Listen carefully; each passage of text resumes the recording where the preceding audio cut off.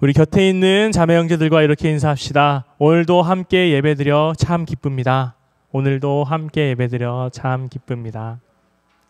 기쁘시죠? 예. 여러분 혹시 이 중에 문과 학생 있으십니까? 네, 중고등학생 때 문학 좀 했다. 나 별로 없네요. 저는 문과였습니다. 이게 문과의 장점이 이제 문해력이죠. 글을 읽고 이 글의 깊이를 알고 또 이 글을 아는 즐거움으로 살아가는 사람들이 문과입니다. 문과의 여러 가지 글을 읽는 방법 중에 하나가 뭐 비유도 있고 은유도 있고 뭐 여러 가지 장치들이 있죠. 오늘 저희가 말씀을 열며 여러분에게 얘기할 것은 성경에는 여러 가지 성경을 해석하는 방법들 그리고 성경의 의미를 알아가는 그런 길들이 있는데요. 그중 하나가 알레고리라는 것입니다. 알레고리. 여러 성경 안에 있는 여러 책들의 장르 중 여러분 이 성경이 딱 하나의 장르로만 되어 있지 않습니다. 우리 성경 공부를 들으신 분들은 잘 아실 거예요. 그죠? 이 성경책 66권이 하나의 장르가 되어 있지 않고 여러 가지 장르, 하나님을 표현하고 하나님을 알아가는 내용들을 여러 가지 장르로 시면 시, 노래면 노래, 산문이면 산문, 아니면은 뭐 창작된 글이라면 창작된 글, 여러 가지 장르로 이루어져 있는데 알레고리는 무엇이냐면 풍유입니다. 풍유. 그러니까 무엇인가를 비유와 비슷하죠. 무엇인가를 빗대서 이거를 이야기하지만 사실 이 안에 있는 것이 그 뜻이 무엇인지. 예를 들어 바다와 같다라고 하면은 그 정말 바다가 아니라 그 바다의 깊음과 넓음과 이런 걸 이야기하듯이 풍유적인 장르가 이 성경을 해석하는 방법 중 하나입니다. 그런데 이것은 좀 문제가 있습니다.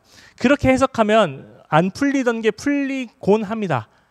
바다와 같은 라고 할 때 하나님에 대한 속성을 설명할 때 바다와 같구나 라고 해서 굳이 말로 설명하는 것보다 이렇게 빗대어 말해서 이해를 도와줄 때 더욱 이해가 잘 될 때가 있곤 한데 중요한 것은 시라는 장르를 소설로 읽으면 안 되고 그리고 비문학을 다른 산문처럼 읽으면 안 되듯이 이 성경의 모든 해석을 알레고리로 이제 바꿔버리는 사람들이 있습니다. 예를 들어 이런 겁니다. 채치수가 여러분 채치수 아세요?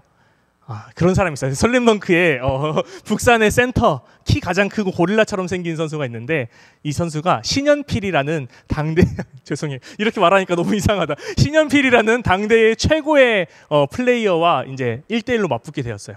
근데 이 사람은 자기도 모르게 이 신현필이라는 최고 슈퍼스타를 기술로 이기고 싶었던 거야. 그런데 번번이 막힙니다. 만화책을 보면은 아주 결정적인 순간이 나오는데 하다가 결국 이 채치수란 선수가 넘어지게 됩니다. 넘어지게 돼서 정신을 잃게 되는데 그때 변덕규라는 선수가 또 있어요. 변덕규라는 선수가 경기장에 난입을 해서 물을 깎으면서 너는 가자미다 라고 합니다. 너는 가자미다. 이게 무슨 뜻일까요? 너는 가자미다. 이게 무슨 뜻일 것 같습니까? 가자미는 바닥에서 이제 바닥에 깔려서 다른 횟감들을 살려주는 그런 역할을 한다고 하네요. 그래서 다른 횟감들, 여기서 다른 횟감들이라고 하면 다른 선수들, 북산의 다른 선수들의 플레이를 더욱더 돋보이게 하기 위해서 도와주는 역할이지 너가 슈퍼스타가 돼서 신현필을 이기는 게 너의 목적이 아니다라고 합니다. 이게 죄송해요. 이제 슬램덩크를 모르는 분들에게 슬램덩크를 얘기하려니까 너무나 멀어졌습니다. 어쨌든 이런 게 알레고리적 해석인데 그래서 이 가자미가 정말 가자미가 되라가 아니고 이 가자미를 통해서 전해주려고 하는 메시지를 아는 것 그것이 중요하죠. 그런데 그러다 보면은 아까 말씀드린 대로 예수님의 말씀, 성경의 말씀을 다 이게 사실 비유로 무슨 뜻이 있는 거 아니야? 예수님이 사랑하라고 했는데 이 사랑이 사실 무슨 뜻이 있는 거 아니야?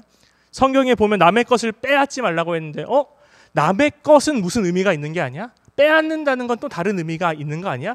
라며 예수님이 직접 말씀하시고 그냥 직설적으로 말씀한 것까지도 은유와 비유로 해석하게 됩니다. 그러면 그 뜻은 완전 원래의 뜻과 멀어지게 되는 거죠.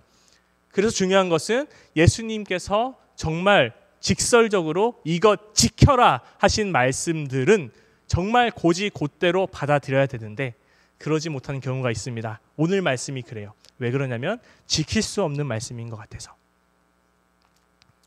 너무나 우리 부족한 인간의 힘으로는 지킬 수 없는 말씀인 것 같아서 사실 이거 다른 뜻 있지 않을까라는 생각을 하게 되는 거예요. 여러분, 원수를 사랑하는 것이 가능합니까? 여러분, 제가 예배 시작하기 전에 질문을 하나 띄워놨습니다. 여러분에게 원수가 있습니까? 사전을 찾아보니까 원수라 함은 나에게 해를 끼친 적이 있는 사람, 이 원수라고 하네요. 여러분, 원수를 한 명씩 생각해 주시고 없어도 돼요. 그 사람을 사랑할 수 있으세요? 사랑할 수 있으면 원수가 안 됐다. 맞아요. 그 말이에요.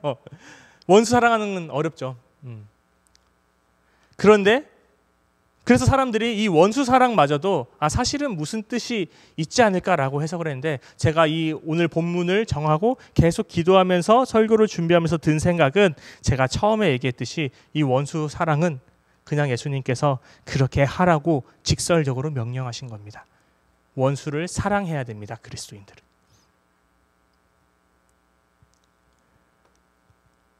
그래서 수많은 사람들이 그럼 원수 사랑이 어떻게 가능할까라며 여러 가지 방법들을 생각해내기 시작했어요. 제가 20대 때 합리적으로 생각했던 것 중 하나가 이런 생각이었어요. 원수를 사랑하는 게 원수의 잘못을 잘못이라고 말해주면서 그 사람이 옳은 길로 돌아갈 수 있는 게 원수 사랑이다 라는 얘기가 있었어요. 그 사람을 위해서 20대 때는 그럴 법한데? 라는 생각을 했어요. 그런데 최근 들어서 여러분 그런 말 아세요? 내가 너 정말 아끼니까 하는 말인데, 내가 너 정말 좋아해서 하는 말인데, 나는 괜찮은데 대리님이 보기에 이게 문제가 될 것 같아서 하는 말인데 하는 이런 말들이랑 그게 크게 다르지 않은 것 같아요. 그래서 이 말씀을 다시 한 번 더 생각을 좀 해봤어요.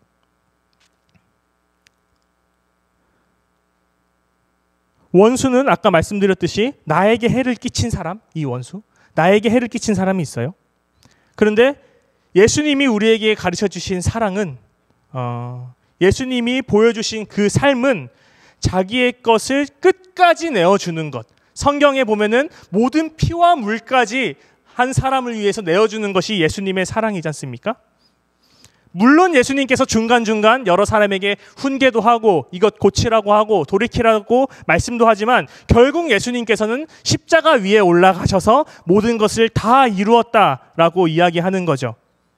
그러면은 직설적으로 말하면 나에게 해를 끼친 사람에게 내 모든 것을 줄 수 있는 것, 그것이 원수 사랑인 거예요. 여러분, 원수 사랑 가능한가요? 오늘 설교 제목처럼 원수 사랑 가능합니까? 지겨운 원수들 어떻게 사랑할 수 있을까요? 불가능해 보입니다. 아까 말씀드린 대로 그래서 많은 사람들이 이 원수 사랑을 다른 뜻으로 해석을 하거나 아니면은 비유로 받아들이거나 아니면 그것을 지키기를 아예 포기하곤 했습니다. 그런데 저는 이 말씀이 어떤 세계관을 가진 사람에게는 불가능하지만 어떤 세계관을 가진 사람에게는 어쩌면 가능할지도 모르다라는 것을 생각했습니다. 우리 그리스도인들은 두 가지 세계관을 가지고 살아갑니다. 이 세상 속에서의 세계관. 이 세상 속에서의 세계관은 뭐죠?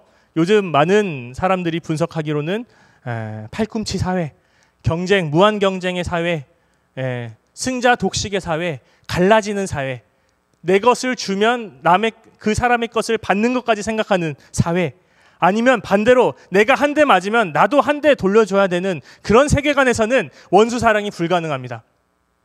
그러나 우리 그리스도인들은 다른 세계관을 하나 더 가지고 살아가고 있습니다. 하나님의 나라의 세계관은 비록 손해가 있을지 몰라도 기꺼이 헌신하고, 예수님께서 다 이루었다라고 말씀하신 일이 부활하시고 난 다음에 영광스러운 모습으로 다 이뤘다라고 말씀하시는 게 아니라 정말 처절하게 자기의 모든 생명을 다 버리는 그 순간 직전에 다 이루었다 하신 것을 기억하면서 정말 내 것을 원수를 위해 하나도 남김없이 주었던 분이 우리의 주인이고 우리가 그분을 따른다라는 세계관, 그 세계관에서는요 결말이 정해져 있어요. 이 세계관에서의 결말은 그럼에도 불구하고 하나님은 지지 않으신다가 이 세계관의 결말이에요. 원수를 사랑하려는 여러분이 비록 두렵고 걱정되더라도 내 것을 내어주면서 손해를 감수하는 게 어렵더라도 그럼에도 불구하고 하나님이 그렇게 우리와 함께 하시면 그 손해가 아니게 돼요. 예수님이 다 이루고 다 세상을 이겼다라고 말씀하신 게 우리의 삶의 지향점이기 때문입니다. 내 모든 것을 주면 내가 소모되고 낭비될까 봐, 의미 없을까 봐 우리는 고민하지만 하나님의 세계에서는 우리는 그렇지 않습니다. 우리가 그리스도인들이 일상의 삶을 살아가고 우리의 삶을 더욱더 믿음과 삶을 살아가는 실력이 다르지 않고 같아지게 하려면 우리는 그 삶을 먼저 보여주신 예수님의 삶을 통해서 우리는 그것을 쫓아갈 수 있는데요.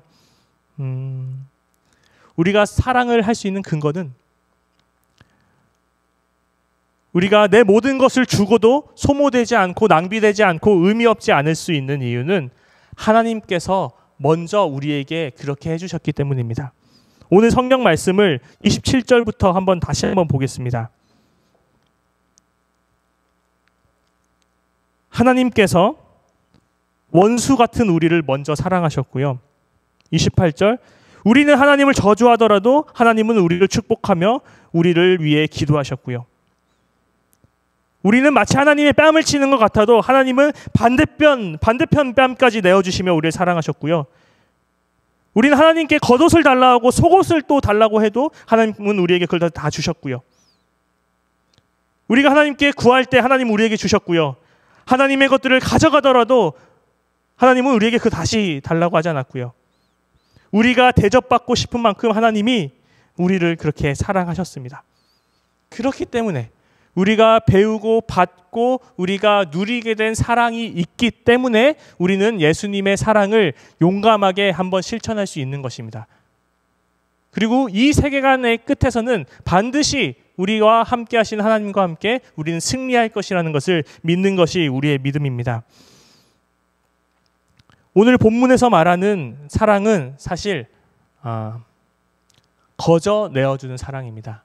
이 사랑의 내용에 아주 대표적인 사건이 하나 있습니다. 예수님께서 요한복음에서 부활하시고 나신 다음에 베드로 앞에 찾아오죠. 베드로에게 네가 나를 사랑하느냐? 내가 주님 사랑합니다.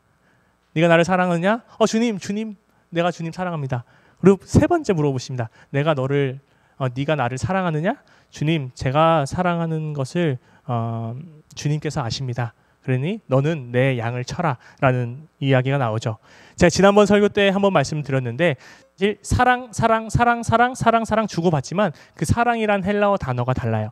예수님께서 베드로에게 물어볼 때는 네가 나를 아가페 하느냐? 그러자 베드로는 예수님께 예수님 저는 예수님을 필레아합니다. 이 아가페는 신적인 사랑이에요. 거저주는 사랑. 그런데 이 필레아는 친구 간의 사랑이죠. 사실은 받은 것을 주고받고 하는 그런 사랑이죠. 그러자 예수님께서 다시 물어봅니다. 너가 나를 아가페 사니? 아니요 주님 제가 주님 필레아입니다. 끝까지 베드로는 아가페라고 이야기하지 않습니다.